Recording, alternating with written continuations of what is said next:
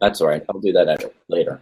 So when I speak about awareness, oversight, and controls, I'm primarily trying to address parents and caregivers on the importance and make them aware of the dangers, risks, and threats and the permanence of the internet.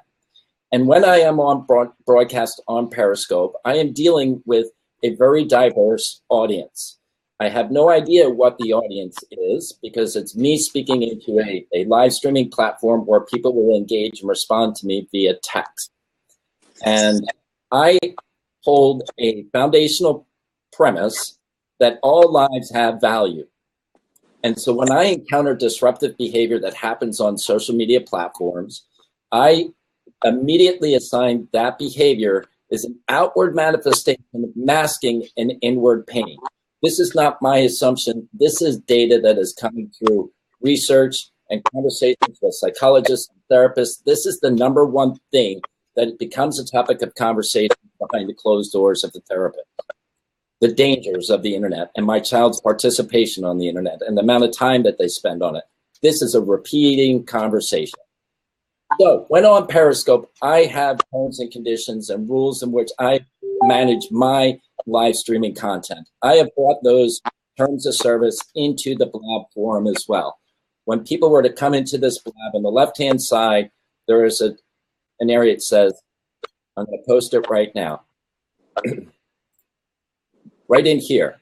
This discussion is being hosted by Parent Dome. Moderation will be strict and the code of ethics will be consistent with Parent Dome's terms of service for live broadcasts. Seats will be open to those who are affiliated with Parent Dome or, wow. I just missed it. That's kind of cool. Seats will be open to those who are affiliated with Parent Dome or host deems appropriate based upon positive contribution in the chat role. All discussions will be free of any profanity of any type and respectful of all participants. So those are the terms that I set forth in this discussion. So now I'm gonna springboard and I'm gonna introduce who's sitting with us today. And right now he is not going to appear on camera. He is a minor child.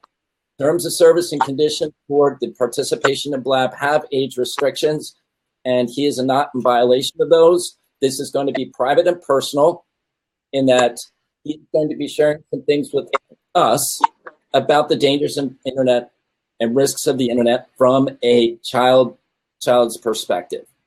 So we're going to refer to him as Bob. I'm going to ask him a few questions. So Bob, thank you so much for coming with me today. It's you and I have met each other. We've talked to each other a couple of times through tweeting and texting and such. How did you come to tell people how you found me? Let's start there.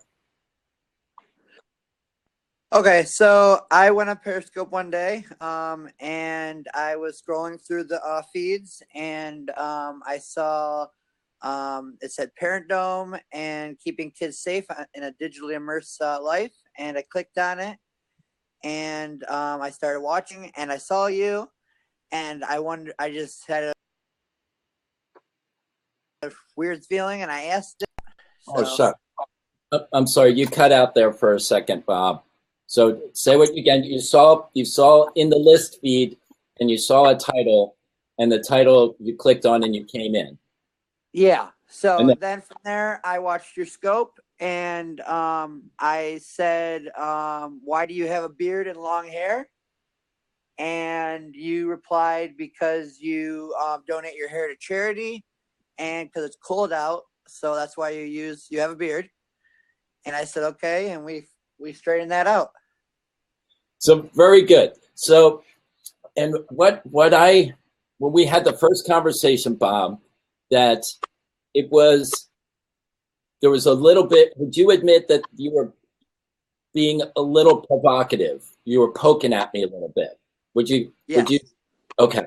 So what that means, and as I tell people, in text format, you have no ability to discern the true meaning of the words and what somebody may be meaning behind those words. So depend upon my mood at the time, I could be defensive or not, but I try to measure my behavior based upon the text conversation as to what the level of appropriateness is. Now, I don't have a succinct recollection, Bob, but I believe my my recollection was that it was a little bit of poking, but then we had a little bit more of a conversation, and that you stopped the poking, and I think you said you were sorry. Is that kind of close? Okay. That is correct. So what happens, what happens so other people know that this was what would have been a disruptive behavior if you've seen me on Periscope, that would have been a potential person to get on my wall, the wall that I have. But Bob made a decision to say, you know what? I like what he's saying. I'm putting words in your mouth, but you made a decision to change your position. What made you change your mind in the one path that you were having a conversation with me and that you wanted to have a different conversation? Why did you change?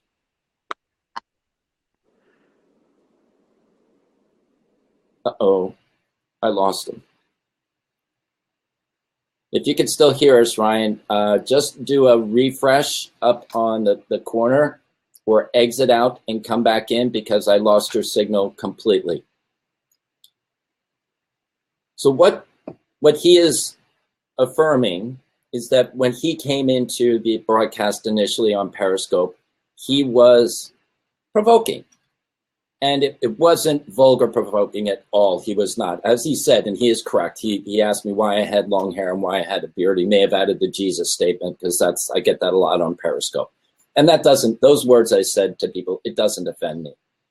But this is the beginning behavior of disruptive behavior that happens on the internet. And he stopped that behavior and had a different conversation with me. And that he started to listen more about kids being at risk and danger on the internet. And I hope he's able to join us back, because our conversation yesterday was very, very powerful and fruitful based upon, here he comes, great. See if you got a better signal. Oh, good, we got you back. So I was just saying, Bob, that when we were going through that conversation, it started that it could have been bad, but you made a decision to take it back into a positive direction. Why did you change from the bad way, or what could be perceived as a bad way, to a good way? I think I changed because I figured out what your case was, and I didn't think that I needed to be on the defensive side, I guess. Okay, good. So you've listened to a couple of my broadcasts. You've come into several. I follow you on Periscope. I've seen a couple of yours. Why don't you share with us what happened with your broadcast that you did this morning while you were in school? Do you want to do that, or do you not want to share that?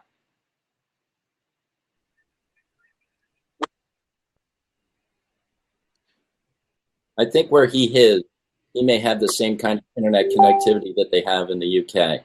Okay. Do you feel comfortable that you could share what happened this morning when you were broadcasting with the gentleman sitting in front of you? Or if you don't want to, that's totally fine too. You're breaking in and out, Ryan. Oh, gosh, darn. All right, I will refresh and see what happens here. Can you hear me now? Yeah, I can hear you. Okay. So you went on broadcast today on Periscope. Is that something that you're willing to share with people? If you don't want to, that's totally fine. Yeah, I will share. So I put on my Periscope, which I do regret. It was totally not right to do, and it violated that kid's privacy. And that's just for the record.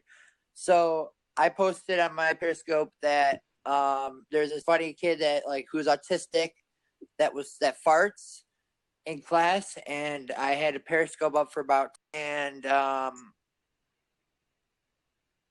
so that was what happened there. And then when I came into the Periscope and I shared something with you. Yeah, you shared that. What did you say? Forgive me, Ryan. I forgot what you said. No, that's okay. I said I think this might hurt his feelings if other people were to see this broadcast in the way you had said it. Right. Yeah, that's what you said. Yep. So then, after we had that brief conversation, you took that Periscope off, and what happened there, I think, was that I drew your attention to something that you may not have thought of at that moment. Because what you thought of was funny. And I agree, it was funny. It was, I mean, somebody ripping one in class, I would have a tough time restraining myself because I would be laughing. Particularly if I ripped one, I would probably laugh twice as loud. But that putting it on video and calling attention to him specifically could be embarrassing. So you stopped it and you actually felt sorry that you did it. And I said, Correct. You know what? I think that's good that you recognize that that was an unfortunate thing to do, but it's all done now that you were able to, I was able to help you and that you could see that, oh, this is maybe not the best decision, and you stop. Well, the next thing I want to talk to you about is the conversation that we were talking about a little bit yesterday relative to video games. So can you describe to people what your video game experience looks like? What happens when you do it? Describe when you come home and you put in your NHL day. Okay, so I play a lot of NHL 15 on my Xbox 360, and I play online a lot. So therefore, I go on with a headset, and I can talk to anybody who is logged into the game and has an Xbox Live membership. And therefore, when I go on, I get a lot of vulgar, mean, insulting comments towards me. And I'm not the only person. There's tons of people that get this. But they tell me that I'm not good at the game and that I can't score and that I'm a horrible goalie or I'm a horrible defenseman. I mean, if people are that low to, like, they have no other life to do than insult someone on a video game, I mean, that's just low. Like, I mean, you can't get much lower than that. It's so based upon the amount of times that you go on Xbox 360 and you play a game, how often do you think that happens? Half the time, a quarter of the time, every time? Probably about 90% of the time. 90% of the time that is going to happen. All right. Yep. So yeah, Andre, come back to that same spot, man. I'll get it open for you. So what I want to do is I'm going to put, for people that think this is in the chat roll here, is I just put a hyperlink in the chat roll. And what Bob has just described is a behavior that is consistent with any online gaming experience. That if a child is playing with headsets, this channel on YouTube is an example of the behavior that that Bob is experiencing on a daily basis. Every time that he goes into NHL or any online video game, the stuff that's coming into his head is evidenced by that YouTube channel that I shared. And this guy, this particular person on video games does this just to get a reaction out of people. The experience that Bob was sharing with us is just his normal entertainment on the video game console. So let me ask a question that we had the other day. I said, why do you put the headsets on when you're playing the game? I put the headset on because I'd like to have a good conversation about hockey when I'm playing and be able to interact with the people and tell them when I need a pass or when what good strategies for the game is. But you know, that never is the result. I mean, it's very rare to find that on that particular game. But it was actually, it came to my attention once that this kid was really nice and I actually made a friendship.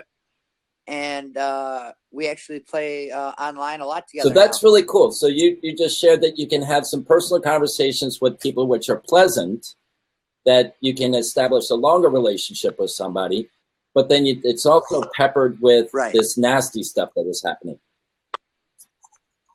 Yeah, it's a lot more peppered with like nasty stuff than good stuff. So one of the reasons that I have found, and I'm a video game enthusiast myself.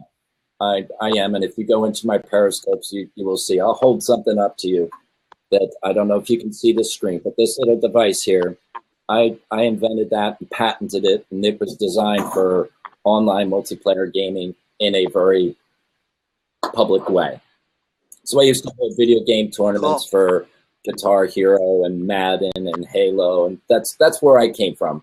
I took kids out of the home and took put them into the public gaming experience.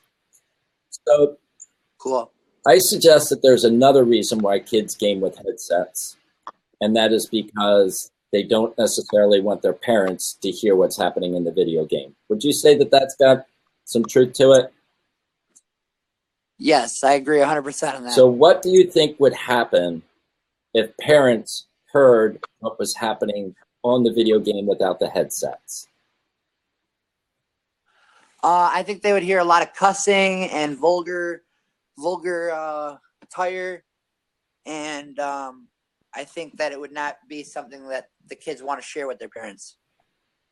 So I don't want to speak specifically about your parents, but if there were other kids that were gaming, do you think your friends, if they took off their headsets, do you think their friends would have a different conversation with their parents relative to what they do on the video game? No. Oh, really? Okay. So do you think their parents know what's going on in the video game and they just allow it? I think that some parents allow it because it doesn't, I think they think their child can handle it, but about 60% of the time it's not. It's like they don't want their parents to know. So in your experience with those kids that are gaming online like yourself, do you think they can, does it affect you what's happening on Xbox Live? Does it hurt you? Or does it affect who you are with what you hear when you're on that game? It does not affect me, but it does hurt me. It doesn't affect me because I know that it's not true and that what they're saying is what they are feeling. But I mean, no one really wants to be called all these vulgar names and stuff. I mean, that's never fun, but I mean, it doesn't hurt me. It's just a word thrown at me that is not pleasant. So that's very good. So that, I will tell you that your parents have done a good job with you in that there's a word that educators use. It's called resilience, that there's the ability to know that those words have no power over you, that the only power that those words have is the power that you give them. And that's a very mature development stage, and you've hit that at an early age. I will also suggest that there are other children that have not developed that way yet, and that those words actually hurt them.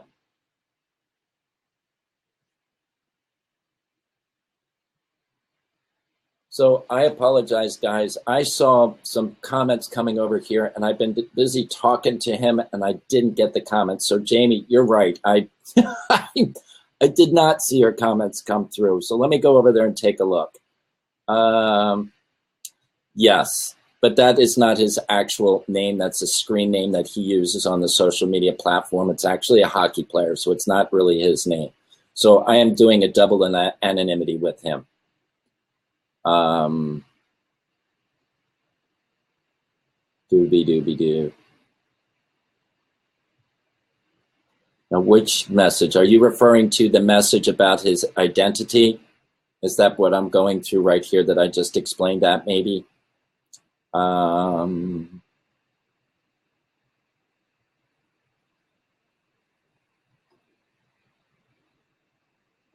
There he comes back. Bear with me for 1 second because I want to go through the chat roll because people are pinging me. I want to make sure I'm.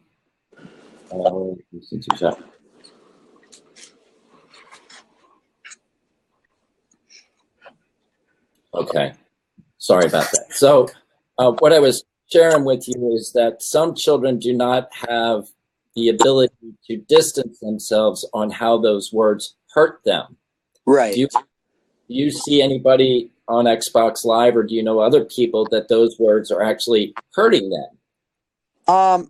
On Xbox Live, I don't, because I don't know the people as much as I know my own friends.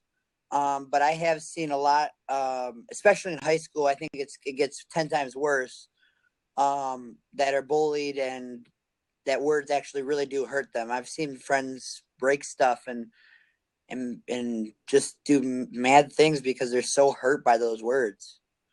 So do you think the parents are aware of what's happening with these kids when they're acting out in school, when they're being bullied? Do you think the parents are aware of this? I think the parents are aware of it, but most of the time I think that they want their own kid to handle the problem. Okay, so they want the kid to figure it out themselves. Correct. Okay.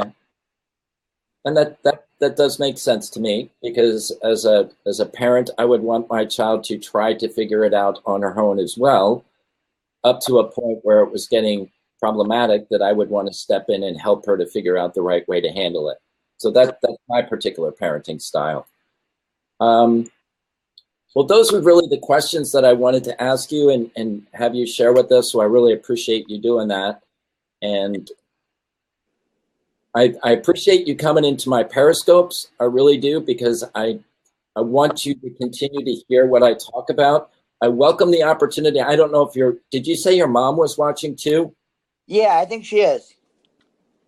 What did you think? Did she have anything that she shared with you when you saw it, or was she not in the same area?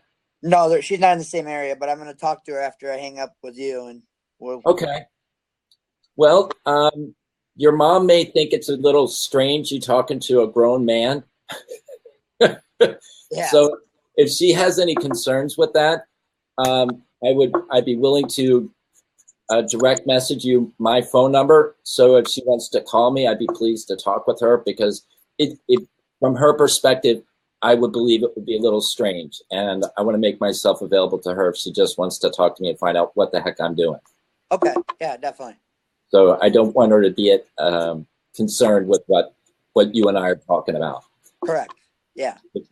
Yeah. So, man, I really, really appreciate you coming on today. I appreciate you coming into Periscope. And you know what? What's even better for me is that the conversation that we had start when you first came into Periscope, it could have gone a different direction. Correct. It didn't.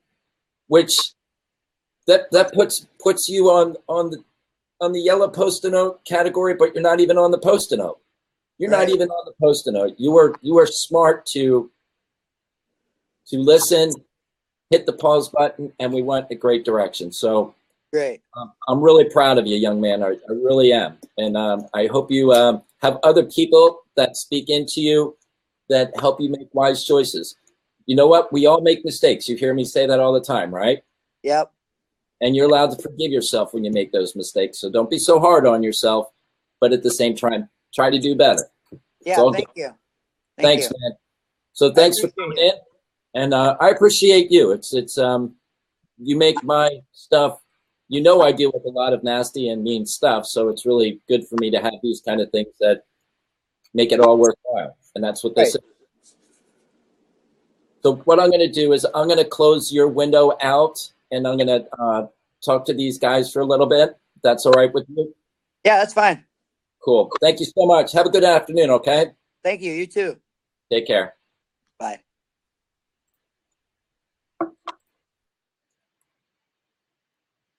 Wow. Wow. I can't tell you how much serendipity is mixed into that. Yes, I'm still recording. How much serendipity is wrapped into that? Because we didn't talk about how bad it could have gone, and I think that's appropriate. We didn't talk about how that was going. The cool thing was that he hit the personal pause button.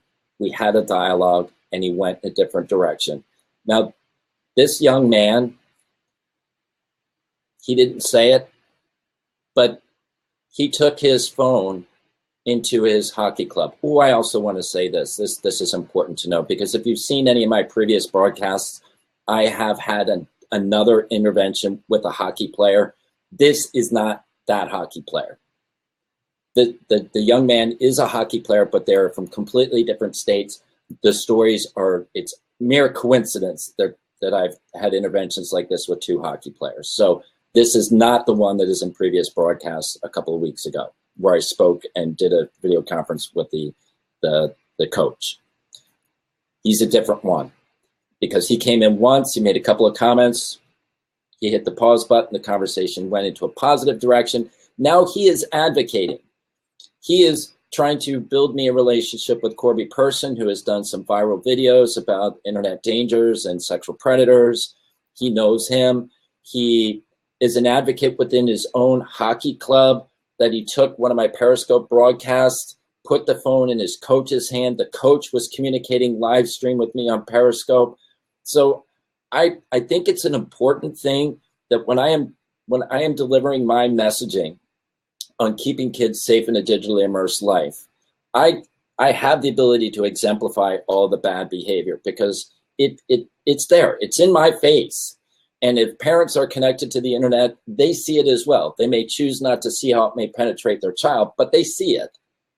And that I take an approach on how to deal with it. This is a beautiful story, that this was something that could have been very disruptive, that hit the pause button. Now I have an advocate out there.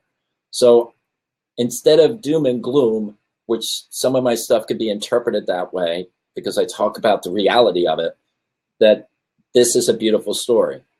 And there's more of these beautiful stories. So I was thankful that he was able to come on into the broadcast. I will be editing this to take out some of the disruption that we had with the signaling. But I wanted to put it in this format so other people could see it, they could taste it and see it directly. This young boy is 16 years old. 16 years old. My daughter is 15. I hope his mother listens to the broadcast. I hope his mother takes the opportunity that he can tweet me and then we can have a phone call, because I think she also needs to hear that she needs to be proud of her son. At the same time, I want to share with her some of the awareness of what's happening with her son. Not judgmental, none of that. Our judgment is out the window. Just want to bring the awareness, talk about oversight and controls. So thank you all for coming in. If anybody has any questions, or if somebody wants to take a seat, I welcome to do that. If you've been participating in the chaparral, you're welcome to come in and have a conversation with me. What I will do is I will take this off the record so we can just continue.